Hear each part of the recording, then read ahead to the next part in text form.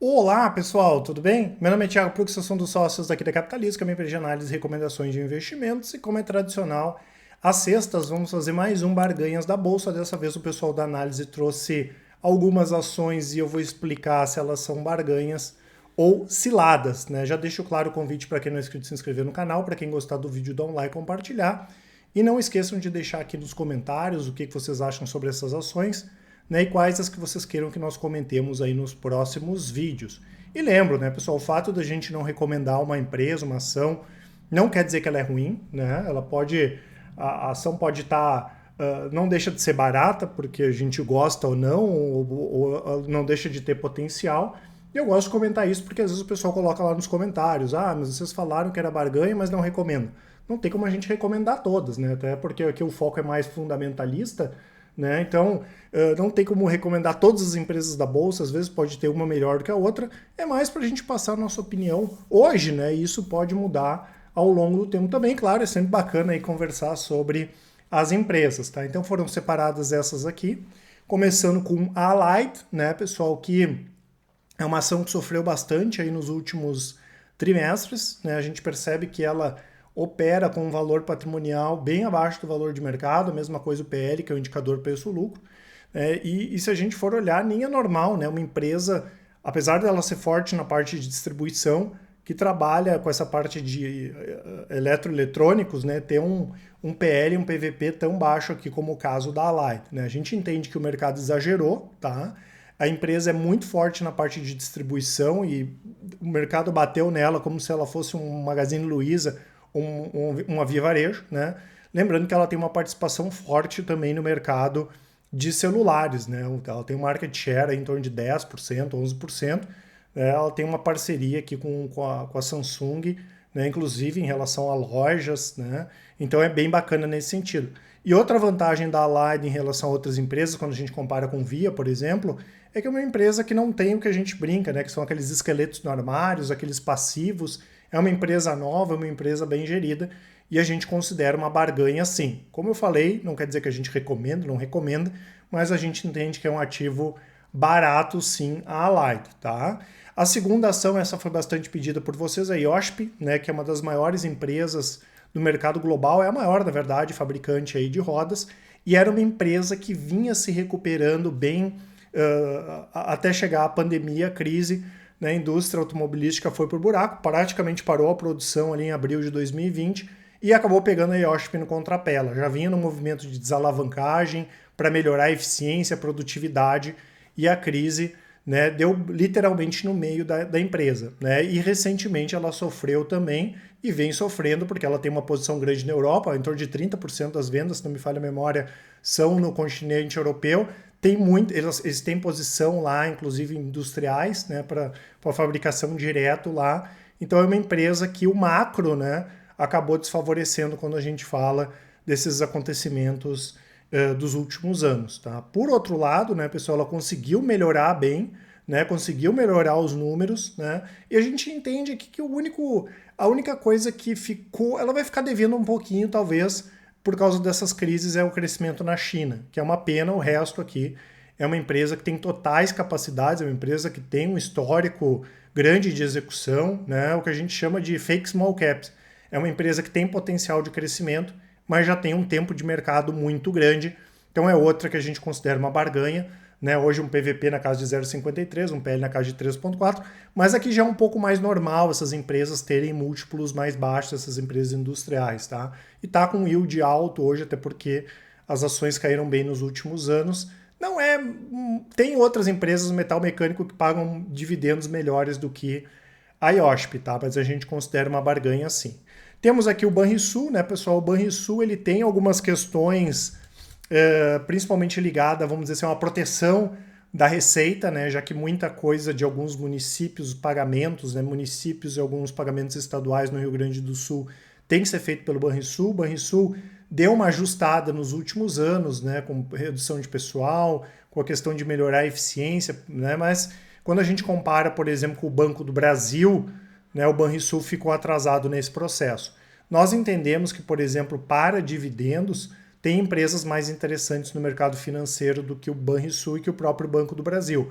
Mas se hoje fosse para ter um dos dois, a gente escolheria o Banco do Brasil e por isso a gente coloca aqui o Banrisul como uma cilada, né? Ela tá com os múltiplos baixos, mas a gente encontra opções que para dividendos, que seria o caso do Banrisul, né, tem uma previsibilidade maior, né? E privatização aqui, né, pessoal, praticamente a gente descarta, né? Os dois é muito complicado isso, né?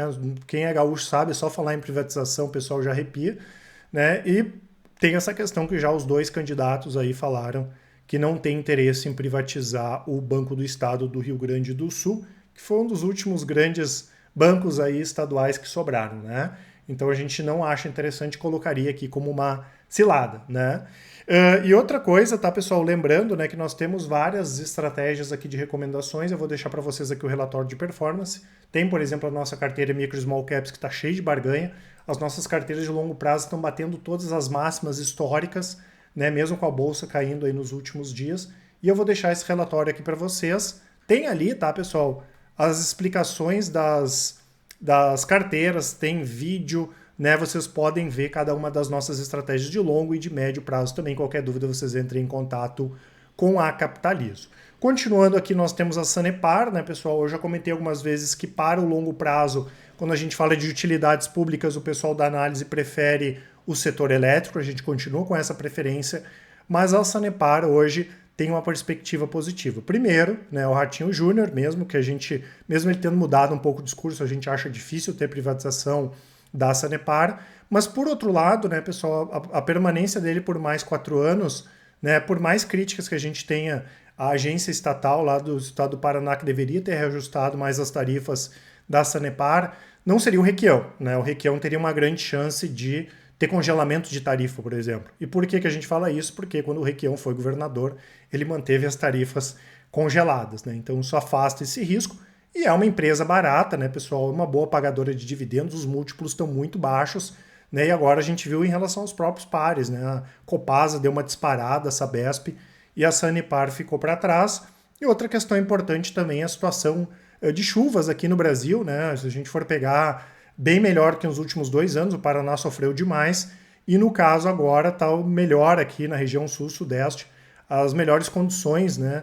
Nos últimos 10, 15 anos, os reservatórios estão em bons níveis, tá? Então a gente está com uma situação bem mais tranquila, pelo menos na virada do ano, em relação a essa questão de chuvas, que é muito importante para a Sanepar. Então, apesar de não recomendar, a gente considera, sim, uma barganha aqui a Sanepar, tá? Nós temos a Embraer, tá, pessoal, que é uma das empresas que tem alta tecnologia no Brasil, né? Isso aí não tem como a gente falar que não, né?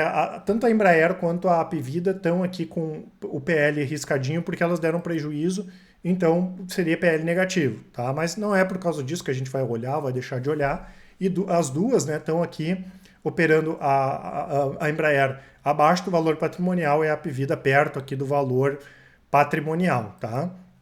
No caso da Embraer, então, pessoal, é uma empresa muito boa em termos de tecnologia, ela faz um produto muito bom, né? Ela tem tentado, com essa questão de drones, essa questão dos carros voadores, né? Mudar um pouco o mercado, mas a verdade é que o mercado da Embraer é muito complicado e foi incrível, né? Especialmente depois do 11 de setembro, isso foi em 2001, a gente está falando de mais de 20 anos, o mercado não consegue se recuperar de uma forma geral. E o que acontece? Tem muita empresa, a concorrência é muito acirrada e é um mercado muito mais difícil da gente acompanhar, tá?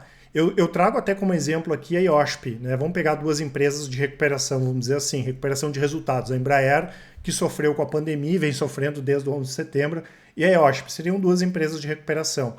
A IOSP, né, pessoal, atua num mercado que é um mercado menos fragmentado, né? Ela tem uma participação grande e é um mercado mais fácil de acompanhar, né? E a gente olha o mercado de montadoras, é um mercado maluco, né? Muito difícil pela quantidade de montadoras que tem.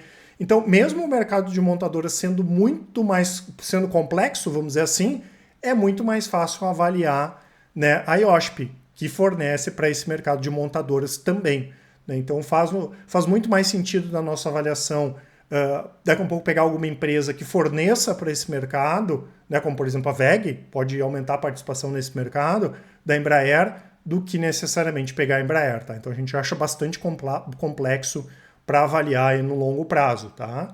E a mesma coisa a Apvida, tá, pessoal? A gente gosta do setor de saúde, né? Entende que esse setor ele está se consolidando, né? A Apvida fez essa aquisição da Intermédica, que tem uma gestão talvez até melhor que a gestão da Apvida, né? Então existe essa possibilidade de consolidação no setor, mas a gente acha que a compra, né, alavancou demais as duas empresas, e se a gente estender um pouco mais o tempo de crise, as duas juntas podem sofrer em termos de caixa, né, e aí pode demorar muito para a gente ver os resultados, né, e se tiver algum problema de sinergia das duas também, tá? Então a gente acha que tem opções com menos risco, vamos dizer assim, do que a Apvida. Apesar de que nos resultados do segundo trimestre a gente queimou a língua, os resultados vieram bem melhores aí do que a gente esperava. A gente entende aqui que no caso da Apvida tem opções melhores no setor de saúde também, e essa questão da alavancagem nos incomoda um pouco. Então a gente colocaria tanto a Embraer quanto a Apvida como cilada, né? A Embraer já dei uma opção aqui que é mais interessante, a IOSP, e no segmento de saúde também tem opções mais interessantes e menos alavancadas aqui do que a Apvida. Eu lembro, né, pessoal, que nós temos a promoção de Black Friday, até 50% de desconto nas nossas assinaturas. Qualquer dúvida, né, pessoal, nos chamem no WhatsApp, mandem um e-mail para a gente, que com certeza o pessoal do atendimento vai auxiliar a todos. Um grande abraço e ótimos investimentos. Até mais!